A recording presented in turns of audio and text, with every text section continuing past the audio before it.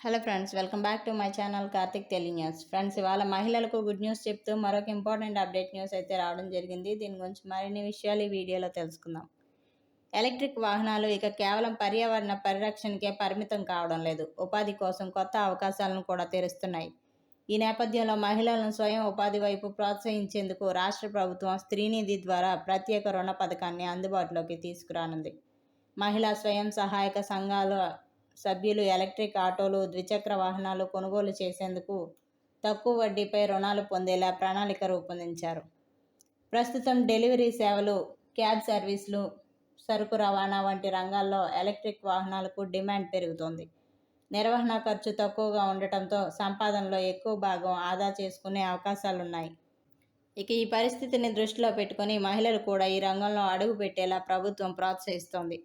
పథకం ద్వారా కొనుగోలు చేసే ఈ ప్యాసింజర్ ఆటోలను ప్రయాణికుల రవాణాకు ఉపయోగించడంతో పాటు ఈ ట్రాలీ ఆటోల ద్వారా చిన్న వ్యాపారాలు, మార్కెట్ సరుకు రవాణా, వ్యవసాయ ఉత్పత్తుల తరలింపు వంటి పనులు నిర్వహించవచ్చు.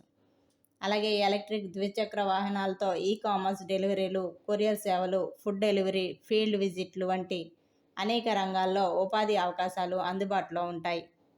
రుణం పొందే మహిళలు ప్రైవేట్ ఫైనాన్షియర్లను ఆశ్రయించాల్సిన అవసరం లేకుండా సులభ వాయిదాల్లో చెల్లించే వెసులుబాటు ఉంటుంది. ఇక దీంతో కుటుంబాలపై ఆర్థిక ఒత్తిడి తగ్గే అవకాశాలు కూడా ఉన్నాయి. మహిళలు మాత్రమే కాకుండా వారి కుటుంబ సభ్యులు కూడా ఈ వాహనాలను వినియోగించే అదనపు ఆదాయం పొందే అవకాశాలు ఉన్నాయి. ఈ పథకం కింద ప్యాసింజర్ ఆటో కొనుగోలుకు 2.74 లక్షల రూపాయలు, ఈ ట్రాలీ ఆటోకు 3.13 లక్షల రూపాయల వరకు రుణం అందించనున్నారు. ఇక ఈ రుణాన్ని 60 నెలల్లో వార్షిక 11% వడ్డీతో తిరిగి చెల్లించాలి. ఒకసారి పూర్తిగా ఛార్జ్ చేస్తే సుమారు 100 కిలోమీటర్ల వరకు ప్రయాణించే సామర్థ్యం ఉండటంతో ఇంధన ఖర్చు గణనీయంగా తగ్గుతుంది.